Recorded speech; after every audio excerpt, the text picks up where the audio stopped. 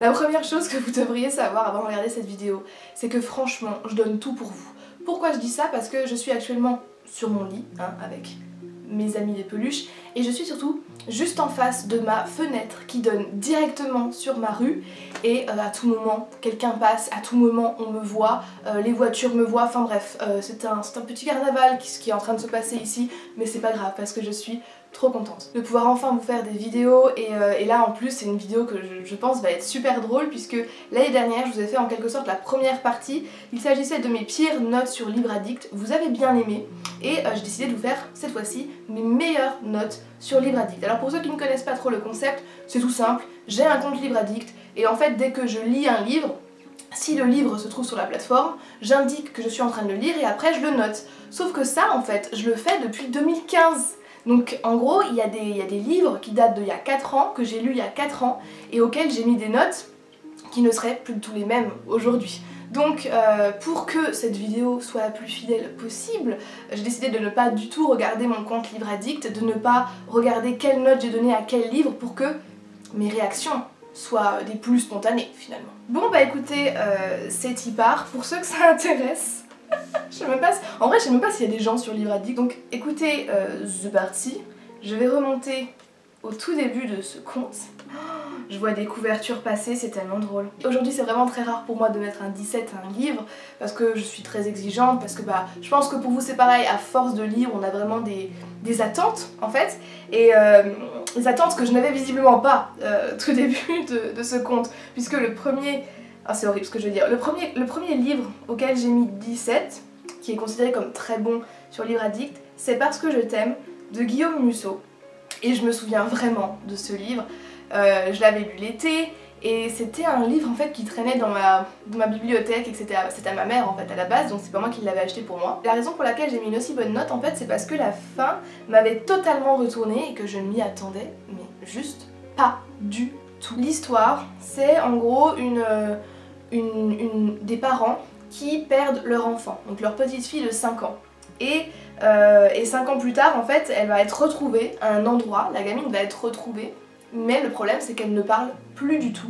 Et donc du coup, c'est très difficile, voire impossible de savoir ce qui lui est arrivé pendant ces 5 ans. Qui l'a kidnappée, si elle a été kidnappée, qu'est-ce qui lui est arrivé, etc. Donc, en soi, moi je trouve que l'histoire de base est sympa. Moi, ça me parle parce que je suis très friande de thriller. Et la fin, aujourd'hui, maintenant que j'y pense, avec le recul que j'ai, franchement, si je lis ce genre d'histoire aujourd'hui, si je lis ce genre de fin, je vous jure que j'en veux à l'auteur. Parce que je trouve que c'est des fins qui sont très faciles. C'est des choses qu'on a déjà lues, qu'on retrouve et qui sont particulièrement frustrantes. Voilà, je vais pas vous dire qu'est-ce qui se passe à la fin, je vous laisse le deviner par vous-même. Vous m'en direz des nouvelles si c'est le cas, mais si vous l'avez lu, n'hésitez pas à me dire ce que vous en avez pensé. Moi je trouve que cette fin, c'était vraiment la facilité pour l'auteur. J'ai trouvé que c'était une écriture qui se lisait bien, c'est pas trop compliqué, c'est pas prise de tête, voilà, c'est effectivement le genre de livre qu'on a envie de lire en été, typiquement.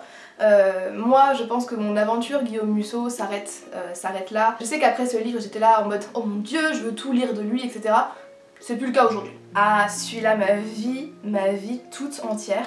Il s'agit de La Princetta et le Capitaine de Anne-Laure Bondou, auquel j'ai mis l'excellente note de 19. Alors, je suis totalement non neutre en ce qui concerne ce livre-là, puisque c'est un des premiers livres qui m'a fait pleurer, si ce n'est le premier, je crois. C'est une autrice que j'aime beaucoup et qui, je trouve, écrit très bien pour la jeunesse, pour le young adulte, pour le genre du young adulte. Elle a vraiment une écriture qui est duel et qui permet d'avoir une double interprétation en fonction de la personne qui la lit, en fonction des expériences de la personne qui lit son écriture. Et vraiment La Princetta et le Capitaine, c'est super, c'est une sorte de roman d'aventure où on a effectivement une princesse qui est, comme beaucoup de princesses, condamnée à devoir se marier à un homme que, elle ne connaît pas et puis surtout qu'elle n'aime pas.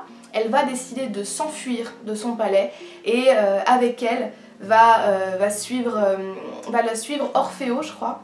Je crois qu'il s'appelle Orfeo, laissez-moi regarder. Comment t'appelles-tu? Il n'y a même pas son nom indiqué dans le synopsis, pauvre gars. Bref, surtout il est capitaine. Voilà, et donc du coup il va l'emmener sur son bateau et ils vont rencontrer des gens. Il va y avoir beaucoup de choses qui vont se passer. Et ce que j'ai beaucoup aimé en fait, c'est que c'est la première fois que je n'étais pas ménagée de la part d'un auteur qui écrivait à destination de la jeunesse.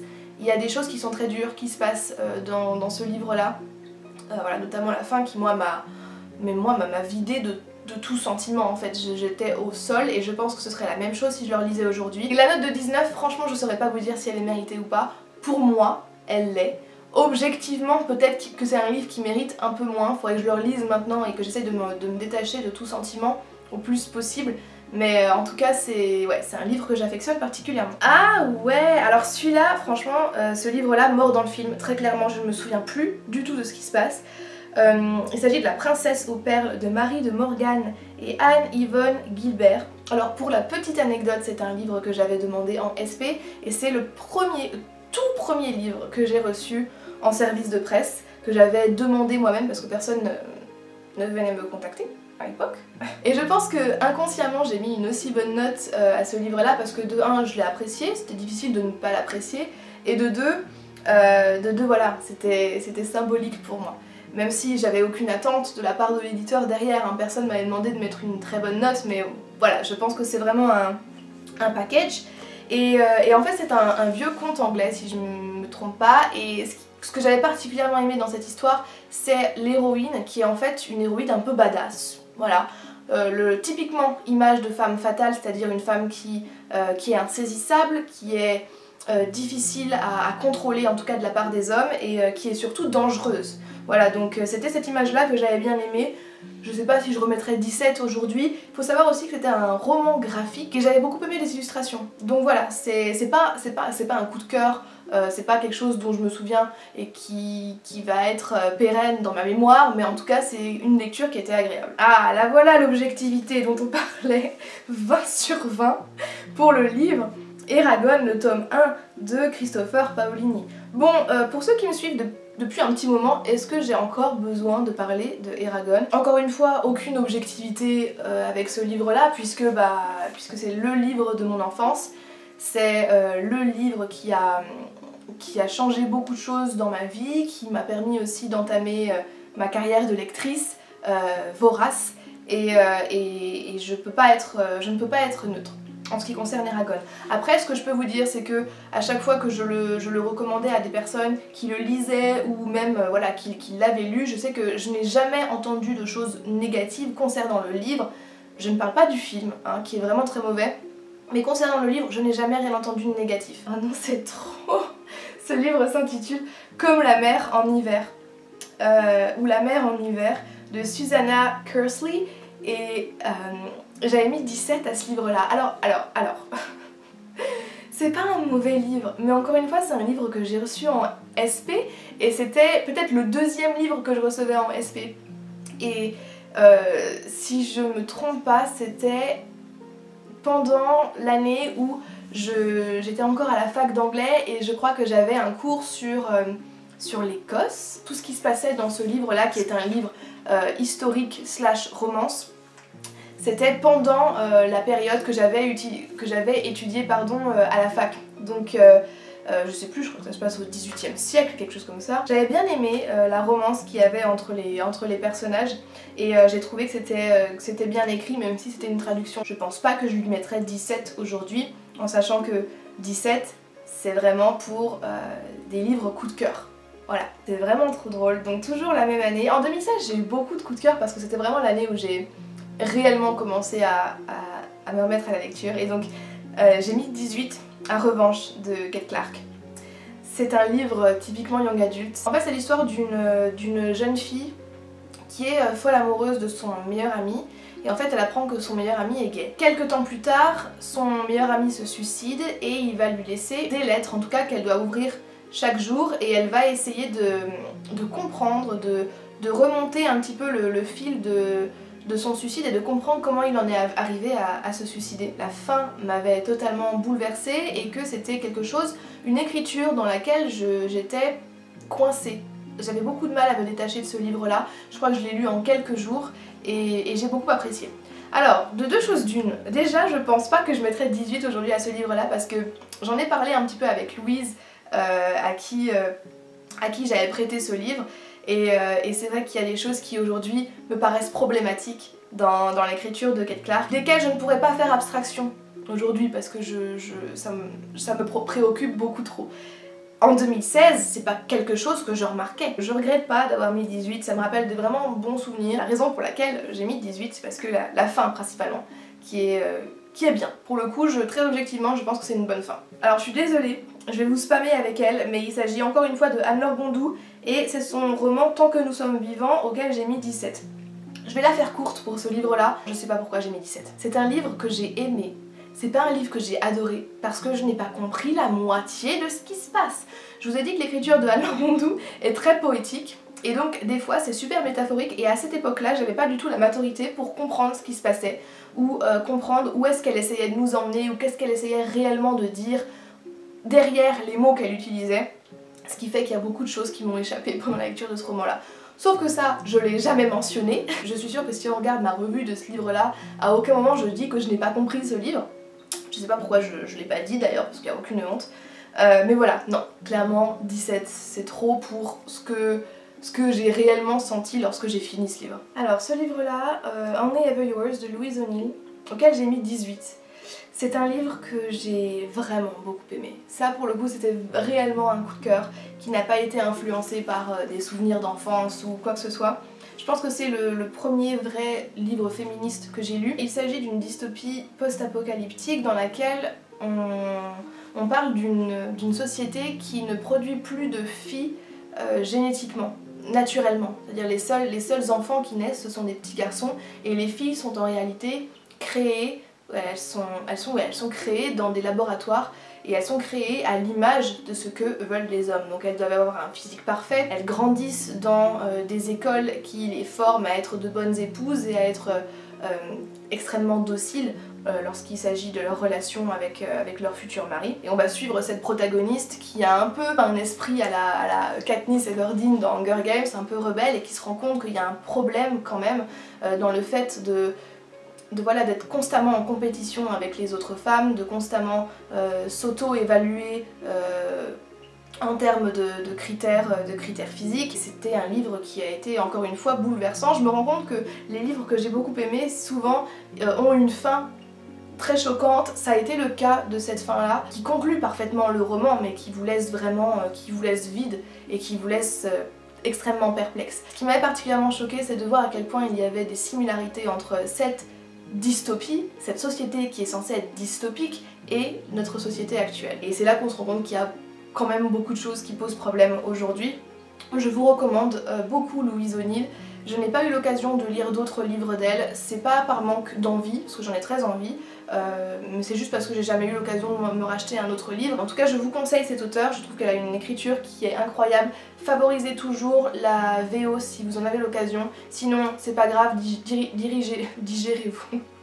Digérez-vous, j'arrive pas à le dire, dirigez-vous vers la traduction, c'est pas un problème, mais ouais, Louise O'Neill, vraiment très bonne découverte en termes d'auteur. On continue. Ah, Shutter Island de Denis Lehane, 19 sur 20, carrément 19 sur 20, je dirais même aussi 19 sur 20 pour le film s'il faut. Un des meilleurs thrillers que j'ai jamais lu de ma vie, je pèse vraiment mes mots. Je n'en parlerai jamais assez sur ma chaîne. Encore une fois, si vous me suivez depuis longtemps, vous savez à quel point j'aime ce livre-là. C'est bien écrit, et encore je l'ai lu en français, donc c'est une traduction. Je pense que ça va être encore mieux en VO. C'est bien écrit, les personnages ont vraiment de la profondeur, il y a une noirceur qui se dégage de ce livre et un suspense qui est constant. Et on a une fin, encore une fois, qui vous laisse vraiment pantois pour le coup, où vous remettez en question absolument tout ce que vous avez lu, et qui... Alors moi je suis pas très fan des fins ouvertes, on peut pas dire que ce soit une fin ouverte dans ce roman-là, mais c'est vraiment une fin où vous allez vous poser des questions, réellement, sans remettre en question toute l'intrigue, mais juste sur cette dernière phrase, sur ce dernier mot qui est employé. Vous allez vous dire, oh waouh, est-ce que j'ai bien compris en fait? Donc vraiment j'ai beaucoup aimé ça, le fait que tout du long l'auteur vous fait croire que vous pensez comprendre, mais en fait vous ne savez rien, vous ne savez rien du tout, et la fin est absolument géniale. Et le film, selon moi, est une très bonne adaptation. Beau rivage de Nina Bouraoui, pour lequel j'ai mis 17 sur 20. Alors c'est rigolo de regarder ça maintenant parce que Nina Bouraoui, aujourd'hui je la lis avec un tout autre but en tête, puisque c'est une auteure qui parle aujourd'hui pas mal de sexualité, de genre et d'identité, puisqu'elle Elle a des origines algériennes, je crois qu'elle est franco-algérienne ou alors elle est française d'origine algérienne. Et donc aujourd'hui je la lis vraiment dans le cadre de mes études quoi. Et là par contre Beau Rivage, rien à voir puisqu'en fait c'était un livre qui parlait de rupture amoureuse. Typiquement c'est pas le genre de littérature vers lesquelles je vais me tourner. Mais là vraiment c'est une histoire qui m'a touchée. J'ai trouvé la plume de Nina Bouraoui extrêmement pertinente et elle parlait vraiment de choses qui moi m'avaient touchée à un moment donné de ma vie. Et j'étais très contente de pouvoir lire des choses que moi-même j'avais vécues. Donc voilà, tout simplement, je pense que 17 était mérité. Après de toute façon, voilà, moi comme je le dis toujours, hein, une lecture c'est aussi un moment particulier, un moment adéquat. C'est pas seulement, en fait c'est pas seulement une histoire qui va vous toucher, c'est aussi une écriture qui va vous correspondre, des mots qui vous vont correspondre, qui vont vous parler, et aussi un moment propice pour cette lecture dans votre vie, dans votre vie de lecteur ou de lectrice particulièrement. Et là, voilà, peut-être qu'aujourd'hui je lui mettrai pas 17, peut-être qu'aujourd'hui ce sera un 14 ou un 13, vous voyez, mais à cette époque-là c'était juste exactement ce que j'avais envie de lire. Donc oui, et puis Nina Bouraoui c'est une auteure que j'aime bien, qui écrit plutôt bien, donc je vous la conseille. Là je commence à devenir de plus en plus exigeante, et il y a la révélation de l'été 2017 avec Notre-Dame de Paris de Victor Hugo, et illustré par Benjamin Lacombe avec un 19 sur 20. Je me souviens avoir hésité à mettre 20 sur 20 à cette lecture tellement je l'avais aimé. C'est un livre, je vais pas vous mentir, pour lequel j'ai dédié un an de ma vie. Je prenais d'autres lectures, je prenais d'autres livres et des fois ça m'arrivait de lire un ou deux chapitres de ce livre. Victor Hugo a divisé son œuvre en livres, eux-mêmes divisés en chapitres, et je vais pas vous mentir, il y a effectivement des livres entiers qui sont dédiés à la description de Paris. Victor Hugo a vraiment le don de transformer la laideur en quelque chose de magnifique, en quelque chose de beau, et c'est exactement ce qui se passe dans Notre-Dame de Paris. Et puis ces personnages sont d'une complexité qui est incroyable. Voilà, je pense à Frollo notamment, qui est contre toute attente mon personnage préféré du roman. Accrochez-vous, c'est un livre qui est effectivement très long. Personne ne vous demande de le lire d'une traite en fait. Prenez votre temps, savourez-le et voilà, et vous m'en direz des nouvelles. Alors ensuite, en 2018, il y a eu The Hate You Give de Angie Thomas, qui a été un livre plus que bouleversant pour moi, qui a été un livre révélateur, qui m'a vraiment permis de m'identifier à la protagoniste, qui a justement le poids de cette double identité qu'elle porte, puisque elle est à la fois dans un lycée où les étudiants sont majoritairement blancs, et puis quand elle rentre, elle a toute cette identité africaine-américaine avec voilà, ses parents qui sont noirs et ses amis qui sont majoritairement noirs aussi. Et puis il y a cette réalité de la police aux États-Unis et voilà, le problème des races aux États-Unis, le problème du racisme tout simplement. Et en fait c'est un livre qui est tellement hétéroclite et qui parle tellement de sujets différents, de sujets qui sont difficiles, que c'est compliqué pour moi de juste vous parler d'une seule thématique qu'on retrouve dans ce roman. C'est facile de le lire puisque l'auteur... Oh non, la postière. Oh non. Voilà. En fait, ce qui devait arriver arriva. La postière. Bonsoir. Je suis gênée finalement. Voilà, on va pas se cacher. En plus, elle doit me livrer un colis, je pense. Bon, voilà, pardon, j'ai pu récupérer mon colis. Donc oui, je vais la faire courte. Très bon livre, très bonne thématique. Et c'est un livre qui est douloureux par contre, hein, et qui peut vous trigger à certains points. Mais c'est un très bon livre, il est excellent. Je me souviens de ce livre, très peu de temps après, j'ai découvert Parole d'honneur de Leila Slimani et de Laetitia Corinne, qui est en fait une BD. Et j'ai mis 17 à ce livre-là, et en fait c'est rigolo parce que c'est vraiment un des premiers livres et un des seuls livres en fait que j'ai acheté en sachant que ça allait être un coup de cœur. Je sais pas, j'étais intimement convaincue que j'allais aimer ce livre et ça a pas loupé. C'est en fait une BD sur la sexualité des femmes au Maroc. Voilà, donc Leila Slimani est d'origine marocaine et elle est allée justement au Maroc, elle a interviewé des femmes qui ont des vies différentes et qui viennent de milieux aussi très différents. Et c'était fascinant de lire ça et aussi très bouleversant, comme vous pouvez vous en douter. Je vous la conseille parce que c'est une très belle BD, hormis le fait qu'elle parle de choses qui, selon moi, sont importantes, c'est aussi un bel objet libre et je vous le conseille. Ah, ensuite il y a eu Homo Deus. J'ai fait vraiment une succession, j'ai fait un strike là, j'ai fait une succession de bonnes lectures cette année-là, l'été 2018. J'ai mis 17 à Homo Deus et c'était le 2 en fait, c'était une brève histoire de l'avenir. J'ai le 1 qui est dans ma palle que j'ai déjà un peu commencé à écouter sur Audiolib. Alors c'est un roman de vulgarisation scientifique qui parlait notamment de l'avenir humain maintenant que la race humaine est capable d'éradiquer les maladies, la pauvreté et les guerres, en tout cas de maîtriser ces choses-là. Que va-t-on devenir? Que va-t-on faire de tout le savoir que nous avons acquis? Que va-t-on faire de tout ce pouvoir que nous avons acquis? Bonjour monsieur, bonne promenade à vous. Et c'était super parce que c'était accessible. Voilà, moi je suis quelqu'un d'extrêmement réfractaire à toute forme de science. Et là c'était super de pouvoir comprendre et d'apprendre tant de choses. La seule chose que je regrette à la lecture de ce livre, c'est de ne pas être capable de tout retenir, si bien que je me suis dit il va falloir que je le relise parce que j'ai envie de tout mémoriser. C'est vraiment un très bon livre et je pense que, c'est rare que je dise ça, mais je pense vraiment que c'est un livre qui a mérité toute la fame, tout le buzz qu'il y a eu autour. J'espère que cette vidéo vous a plu, moi ça m'a fait vraiment plaisir de faire un petit retour dans le temps et de voir qu'il y a des livres qui méritaient effectivement les bonnes notes que je leur donnais et d'autres qui ont été influencés par beaucoup d'autres facteurs et je pense que c'est ça finalement le fin mot de cette vidéo, c'est que une lecture ne peut pas être objective de toute façon puisque c'est propre à chaque lecteur et puis c'est aussi un contexte propice à ce genre de lecture. Voilà.